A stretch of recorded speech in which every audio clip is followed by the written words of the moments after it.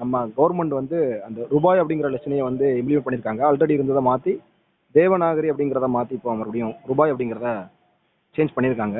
நீங்கள் தான் அதை கிரியேட் சரி. பண்ணதாட்டு டாக் இருக்குது. ஆமாங்க. அது எப்படி கிரியேட் பண்ணீங்க சார்? எந்த டைம்ல கிரியேட் பண்ணது, எந்த வருஷத்துல பண்ணது சார்? இது 2009 வந்து இந்திய அரசாங்கம் வந்து ஒரு போட்டியா அறிவிச்சிருந்தாங்க.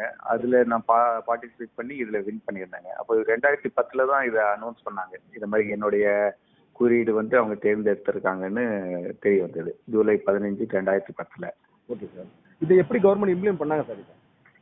இது அப்பயே அவங்க காம்படிஷன் அனௌன்ஸ் பண்ணதுக்கு அப்புறத்துலேருந்து கொஞ்சம் கொஞ்சமா எல்லா இதுக்கும் மீடியா, எல்லா பப்ளிகேஷன்ஸ் பிளஸ் கரன்சி நோட்லயும் வந்து புதுசா வந்த கரன்சி நோட் 2011-12 வந்த கரன்சி நோட்டு, அப்புறம் நாணயங்கள் எல்லாத்துலயுமே வந்து அது உபயோகப்படுத்த ஆரம்பிச்சாங்க.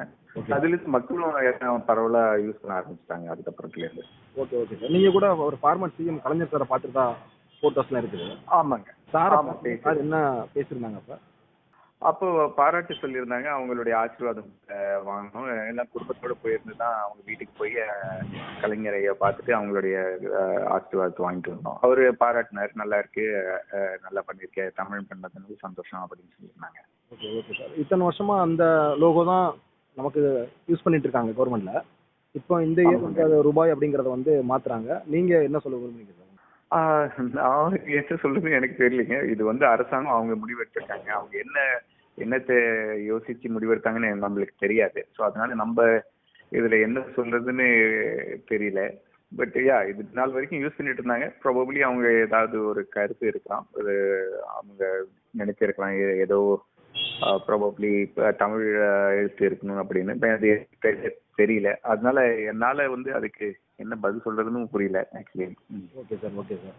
இதை இம்ப்ளிமெண்ட் பண்ணும்போது உங்ககிட்ட பேசியிருந்தாங்களா சார் கவர்மெண்ட்ல இருந்து?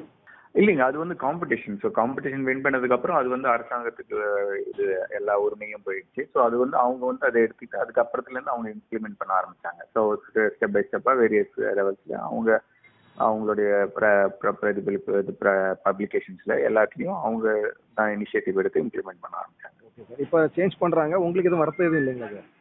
இல்லைங்க, எனக்கு வருத்தம்லாம் எதுவும் இல்லைங்க. Okay okay sir okay sir.